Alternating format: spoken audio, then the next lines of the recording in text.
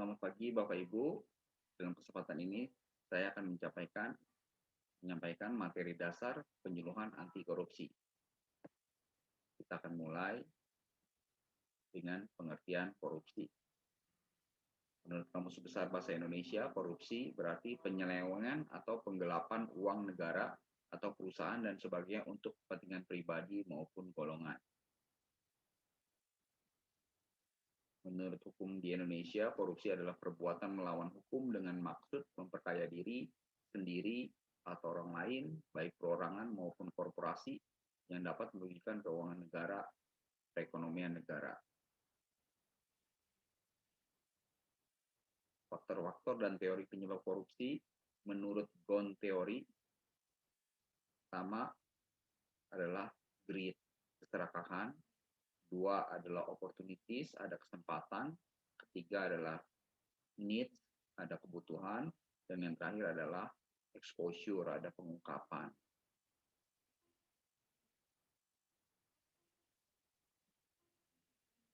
Kita akan lanjut perbedaan gratifikasi, uang pelicin, pemerasan, dan suap. Gratifikasi, pemberian dalam arti luas, yakni meliputi pemberian uang, barang, rabat atau diskon, komisi, pinjaman tanpa bunga, tiket perjalanan, fasilitas penginapan, perjalanan wisata, pengobatan cuma-cuma, dan fasilitas lainnya. Sanksinya adalah jika menerima gratifikasi atau memberikan gratifikasi, sanksi pidana penjara seumur hidup dan pidana penjara paling singkat 4 tahun dan paling lama 20 tahun. Dan pidana denda paling sedikit 200 juta dan paling banyak adalah 1 miliar. Pemerasan, apa itu yang dimaksud pemerasan? Pemerasan sering dijadikan alasan bagi pihak pemberi sebagai dalih pemberian. Namun demikian, unsur memaksa menjadi sangat penting untuk dibuktikan pada penggunaan pasal ini. Pemerasan tidak harus dalam bentuk atau nilai yang besar. Dalam nilai dan nominal lebih kecil dapat bukan dalam bentuk pungutan liar. Pegawai negeri dan penyelenggara negara berperan aktif melakukan pemerasan kepada orang atau korporasi tertentu yang memerlukan pelayanan.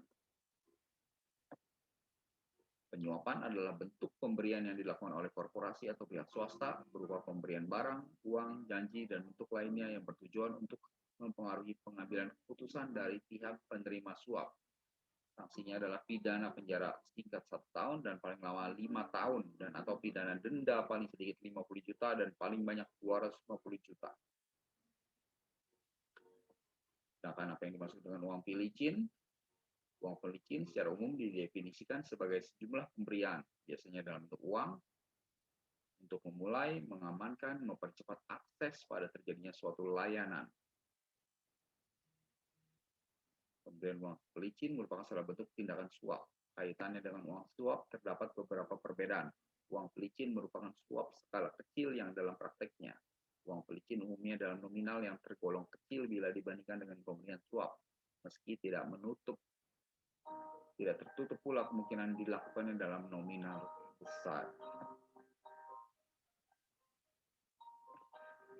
Apa saja strategi pemberantasan korupsi? Ada 3, 1 represif, perbaikan sistem, dan edukasi dan kampanye. Untuk berjalan efektif, ketiganya harus dilakukan bersamaan. Langkah-langkah represif, pertama adalah penanganan laporan pengaduan masyarakat, kedua penyelidikan, lanjut ke penyidikan, penuntutan, pelaksanaan putusan pengadilan atau eksekusi. Untuk perbaikan sistem, beberapa upaya pencegahan melalui koordinasi dan supervisi pencegahan yang dilakukan KPK bekerjasama dengan BPKP.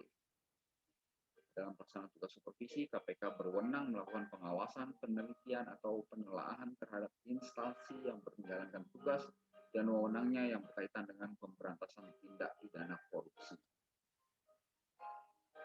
Strategi pemberantasan korupsi yang ketiga adalah edukasi dan kampanye. Sebagai bagian dari pencegahan, edukasi dan kampanye memiliki peran strategis dalam pemberantasan korupsi. Melalui edukasi dan kampanye, KPK membangkitkan kesadaran masyarakat mengenai dampak korupsi, mengajak masyarakat untuk terlibat dalam gerakan pemberantasan korupsi, serta membangun perilaku dan budaya anti korupsi. Demikian sharing saya terkait dengan penyuluhan anti korupsi. Terima kasih.